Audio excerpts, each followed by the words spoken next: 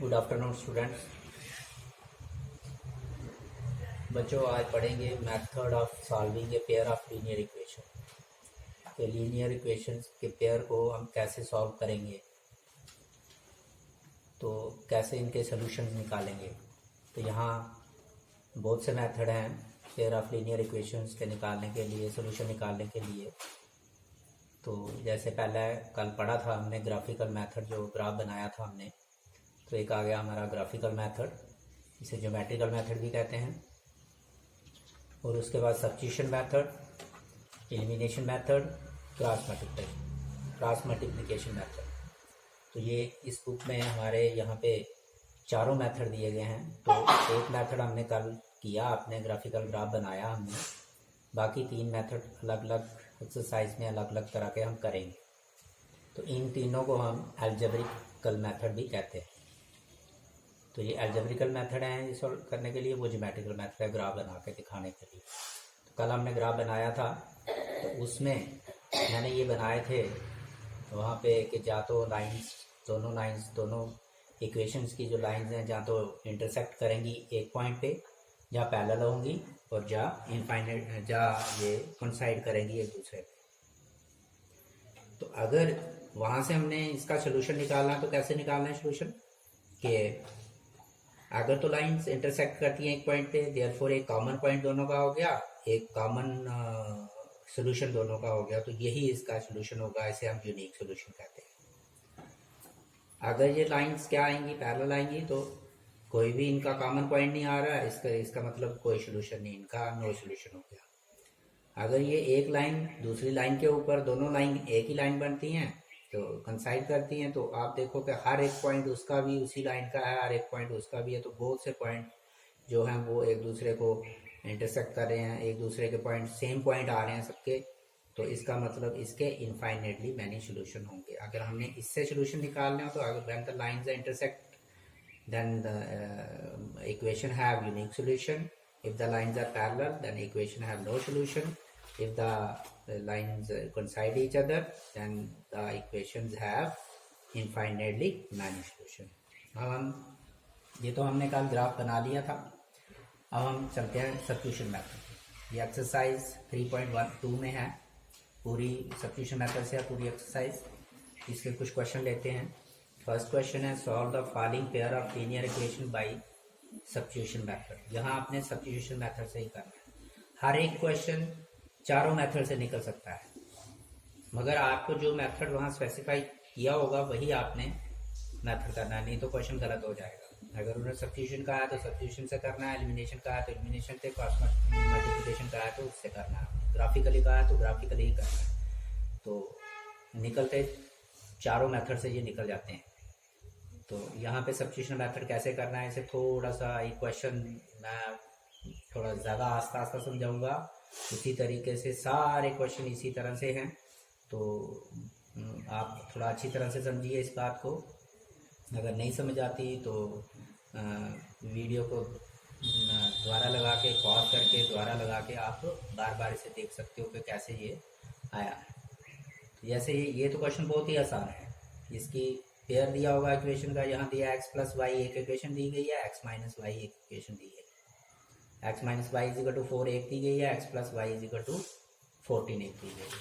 सबसे पहला काम हमारा, पहला स्टेप किया है कि इनको आपने नंबर देने हैं। एक को 1 क्या देना है, एक को 2 क्या देना है, जैसे मर्जी। जैसे रोमन में 2, दूसरे में 2, 1 2 दूसरा लिखो, चाहे आप a b दो, मगर सबसे पहले आपने इनको नेम देने हैं। तो जैसे इस इक्वेशन को मैंने फर्स्ट दे दिया और इस इक्वेशन को मैंने क्या दिया, सेकंड। आमतौर पर यही लिखते हैं हम, फर्स्ट एंड सेकंड। उसके बाद ये है कि मैक्सिमम, अगर आपने कहीं निकाला भी होगा क्वेश्चन पहले भी, तो मैक्सिमम क्या करते हो कि आप लोग फर्स्ट इक्वेशन को ले लेते हो। तो ऐसा नहीं है, आपने क्या करना है कि यहाँ पे इस क्वेश्चन में तो दोनों इक्वेशन बहुत अच्छी हैं, जिसको मर्जी ले लो, बट आपने ये देखना, ये मैं आपको एक बात समझाऊं। जैसे इस क्वेश्चन में थोड़ा सा आ जाओ अभी। इस क्वेश्चन में ये जो पहली इक्वेशन है s minus t is equal to 3, और दूसरी इक्वेशन है जो s upon 3 plus t upon 2 is equal to 6 है। तो इसमें अगर हम सेकेंड इक्वेशन लेंगे तो हमारा क्वेश्चन थोड़ा सा मुश्किल हो जाएगा, निकल जाएगा क्वेश्चन जैसे मर्जी, चाहे आप फर्स्ट ले सकते हो चाहे आप सेकंड ले सकते हो, इसमें कोई ऐसी रूल नहीं है कि आपने फर्स्ट इक्वेशन ही लेनी है जहाँ सेकंड इक्वेशन ही लेनी है, बट आप दोनों में से कोई एक इक्वेशन आपको पहले पकड़नी है, सबसे पहले एक लेनी है, मगर लेनी कौन सी है उसके लिए ये आपने सोचना है कि जैसे मैं यहाँ बता रहा हूँ वहाँ दोनों दोनों ले लो, दोनों अच्छी हैं, मगर उसमें से एक जो मैंने ली है वो ज़्यादा कन्वीनियंट रहेगी आपके लिए, मगर इसमें कौन सी है आपने पहले सबसे पहले ये देखना है कि ये दोनों वेरिएबल्स में एक्स वाई या यहाँ एस टी है, दोनों वेरिएबल में अगर किसी इक्वेशन में कोफिशिएंट किसी वेरिएबल का 1 है, कहने का मतलब सिर्फ एक्स ही दिख रहा है, जैसे ये एक्स है, ये एस है, ये वाई है, ये टी है, ऐसे, तो इसका कोफिशिएंट यहाँ पे देखें तो इसका कोफिशिएंट 1/3 है, जिसका कोफिशिएंट 1 है तो वो इक्वेशन आप पकड़ो, तो उससे आपको थोड़ा इजी हो जाएगा काम।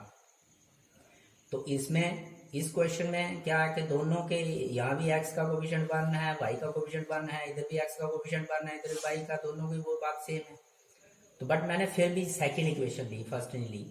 क्यों ली सेकंड मैंने, कि अगर मैं फर्स्ट लेता तो यहाँ पे आता, जब हम इसे ट्रांसपोज करते तो x = 14 - y आता, तो यहाँ भी माइनस है, तो फिर आप कहीं से ना जब माइनस आती है तो आप लोग बड़ी गलती करते हो, तो कोशिश करो कि यहाँ प्लस आए ज़्यादा, वही पकड़ो, तो इसीलिए मैंने ये ली x - y = 4। तो दोनों में से आपने एक इक्वेशन लेनी है, जो मर्जी ले लो, जैसे मैंने सेकंड इक्वेशन ली तो लिखा फ्रॉम इक्वेशन सेकंड, हमने इक्वेशन सेकंड ली, तो सेकंड इक्वेशन क्या थी हमारे पास, x - 4 = y। तो इसमें आपने एक वेरिएबल एक साइड रखना है और बाकी सारा कुछ दूसरी साइड ले जाना है, सिर्फ एक वेरिएबल आपने एक साइड पे रखना है, लेफ्ट हैंड साइड पे, बाकी दूसरा। ये जरूरी नहीं है x को लेना है या y को लेना है, आप कोई भी ले सकते हो, चाहे x को रखो इधर, चाहे y को इधर रखो, और दूसरा बाकी जो भी बचा है सारा कुछ ले जाना, जैसे हमने ग्राफ में कल सॉल्व किया ऐसे ही। तो x = आगे 4, आगे y इधर से ट्रांसपोज किया हमने, यहाँ से राइट साइड से लेफ्ट साइड लिया तो प्लस y। तो अगर मैं वो वाला लेता तो 14 - y आ जाना था, तो यह भी माइनस था, तो थोड़ा सा आपने गलती करनी थी, वहाँ आपने गलती कर देनी थी साइन में, तो इसलिए मैंने ये, तो आपकी बन जाएगी थर्ड इक्वेशन। थर्ड इक्वेशन कब बनेगी, जब यहाँ x = समथिंग आएगा, जहाँ y = समथिंग आएगा, तब आपने यहाँ छोड़ना है। उसके बाद अब मेथड सब्स्टिट्यूशन है, इसलिए जब ये बन गई इक्वेशन तो x आपके पास आ गया, तो इस x की वैल्यू जो है सब्स्टिट्यूट करो दूसरी में, जो ली है उसमें नहीं, दूसरी में। मैंने कौन सी ली थी, सेकंड ली थी, आपने फर्स्ट में डालनी। अगर आप फर्स्ट लेते तो सेकंड में डालनी थी, अगर हमने सेकंड लिया तो हमने कहाँ डालनी है, जी फर्स्ट में रखनी। तो हम लिख रहे हैं substituting the value of third in first equation. इस थर्ड की वैल्यू जो भी है पूरी x की वैल्यू, वो हमने किस में डालनी है, फर्स्ट में सब्स्टिट्यूट करनी है, तो इसलिए इसको सब्स्टिट्यूशन मेथड कहा गया है। तो हमारे पास क्या आया, अब हम फर्स्ट देखें तो क्या है x, और x हमारे पास थर्ड में क्या आया 4 + y, तो इस x की जगह हमने क्या लिखा 4 + y। आगे क्या है, सेकंड में प्लस, तो प्लस, आगे क्या है y आगे इजिकल टू आगे 14। अब आपने ऊपर नहीं देखना, आप देखो 4 + y किसके बराबर आ गया, 2y = 14। अब 2y = क्योंकि हमने यहाँ से एक वेरिएबल निकालना है पहले, तो दूसरा यहाँ खत्म ही हो गया, मिला ही नहीं आपको, x खत्म हो गया, यही करने के लिए हमने ऐसा किया था। तो 4 को हमने ट्रांसपोज किया, उधर लिया, तो 2y = 14 माइनस, यहाँ प्लस है यहाँ माइनस हो गया, तो 2y = 10, y = 10 अपॉन, यहाँ 2 मल्टीप्लाई कर रहा है तो 10/2 हो गया। तो जब आपने काटा 2 × 1 = 2, 2 × 5 = 10, तो y = 5 आ गया। y की वैल्यू हमारे पास आ गई, मतलब हमारे पास x और y की वैल्यू चाहिए, यहाँ एक वेरिएबल हमें मिल गया, उसकी वैल्यू मिल गई, आंसर मिल गया हमारा। अब हम इसी वैल्यू को पुट करेंगे, चाहे फर्स्ट में, चाहे सेकंड में, चाहे थर्ड में, यहाँ मर्जी करो, हर एक जिसमें भी करोगे हो जाएगा, बट सबसे इजी होता है थर्ड में करना। तो आपको मैं इस सब्स्टिट्यूशन मेथड में ये बताऊंगा, सिर्फ सब्स्टिट्यूशन मेथड की बात कर रहा हूँ, कि आप इसे थर्ड में ही डालें तो आपका क्वेश्चन ईजी हो जाएगा। पुट y = 5, ये y जो हमारे पास 5 आया वो हमने किसी इक्वेशन में डालना है, थर्ड इक्वेशन में डालना है, चाहे पुट लिखो चाहे सब्स्टिट्यूट लिखो, दोनों में से एक ही बात है। तो अब थर्ड को देखते जाओ, क्या है x लिखा, इजिकल टू लिखा, 4 का 4 लिखा, प्लस आगे प्लस लिखा, और y की जगह हमने क्या लिखना है 5 लिखना है। तो x = 4 + 5 = 9, x is equal to 9 आ गया, x का आंसर भी आ गया, y का आंसर भी आ गया, यही सोल्यूशन होता है। Therefore x is equal to 9, y is equal to 5, that is 9 5 जो हम सोल्यूशन में ऑर्डर पेयर में लिखते हैं, तो 9 5 is the solution of given equation. इस तरह से आपने सब्स्टिट्यूशन मेथड का लगा के इन इक्वेशन का सोल्यूशन निकालना है। तो अब दूसरा क्वेश्चन भी लेते हैं, दूसरा पार्ट भी।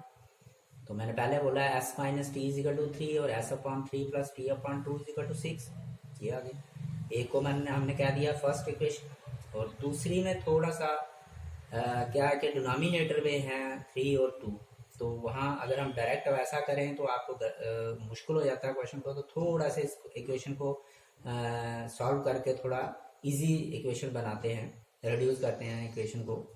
तो वो आपने कैसे करनी है कि ये आपने इस तरह का अगर क्वेश्चन आता है तो आप यहाँ देखो कि डिनोमिनेटर में यहाँ क्या है 3, हर इस यहाँ क्या है 2, हर एक टर्म में देखना है ये तीनों में, और यहाँ क्या है 1, इन तीनों का आप एलसीएम निकाल दो। ये 3 है, ये 2 है और ये 1 है, 3 2 और 1 का अगर एलसीएम निकालें तो हमारे पास क्या आएगा 6।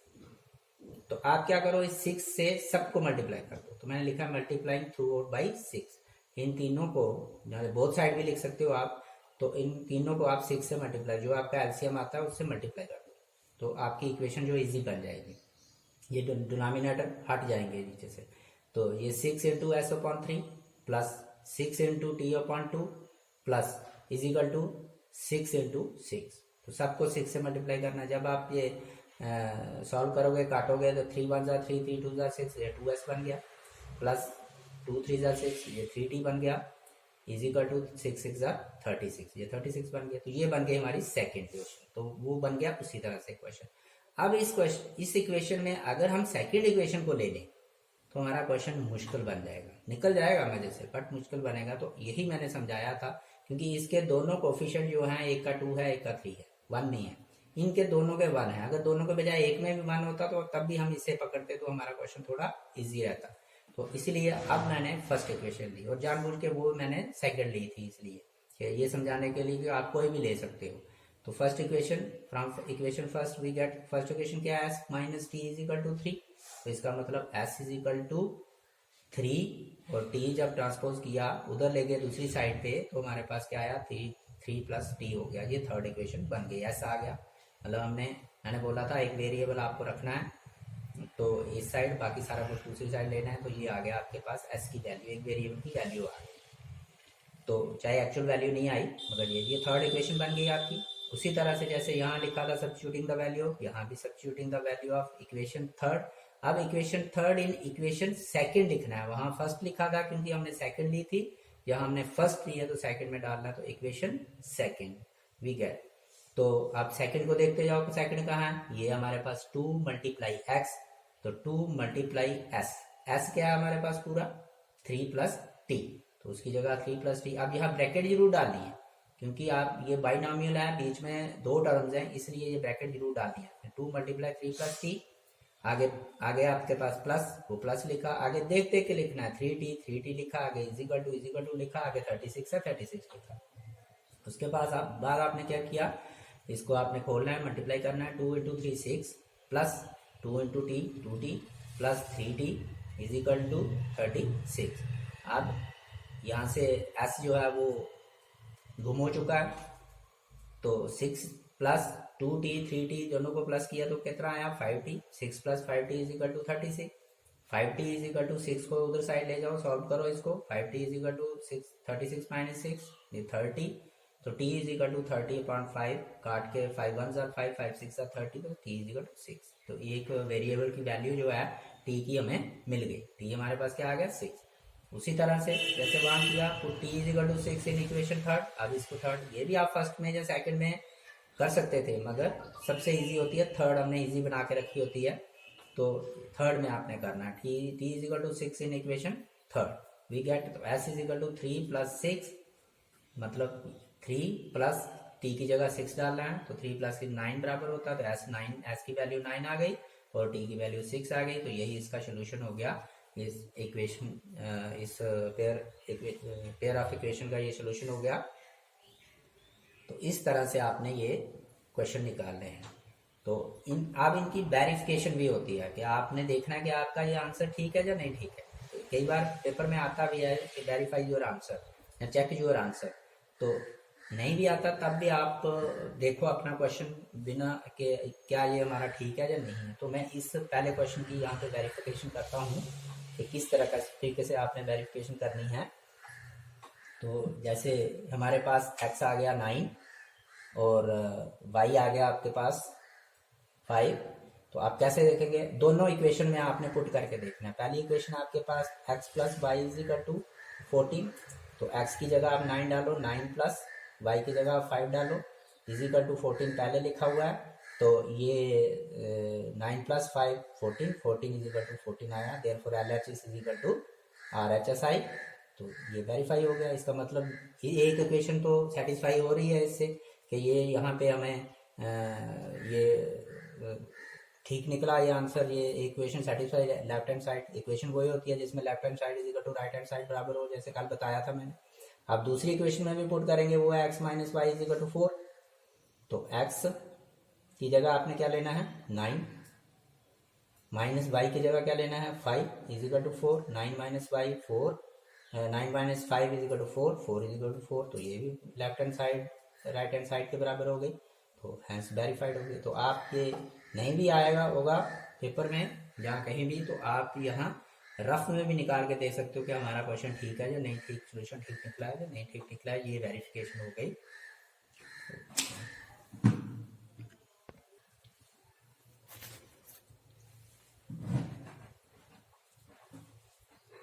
क्वेश्चन नंबर 1 पार्ट नंबर 3, यह 3x minus y is equal to 3, 9x minus 3y is equal to 9।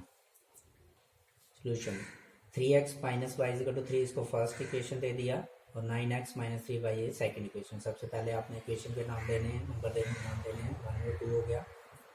अब यहाँ हम फर्स्ट इक्वेशन ले लेते हैं, इक्वेशन फर्स्ट वी गेट, तो जब हम फर्स्ट इक्वेशन लेंगे तो ये है 3x minus y is equal to 3, तो हमने क्या किया minus y is equal to 3x को हमने ट्रांसपोज किया उधर ले गए, तो हो गया 3 minus 3x minus y is equal to, अब ये इधर माइनस है हमें चाहिए प्लस, तो हम क्या करेंगे इधर से माइनस कॉमन निकालेंगे, -1 कॉमन निकालेंगे।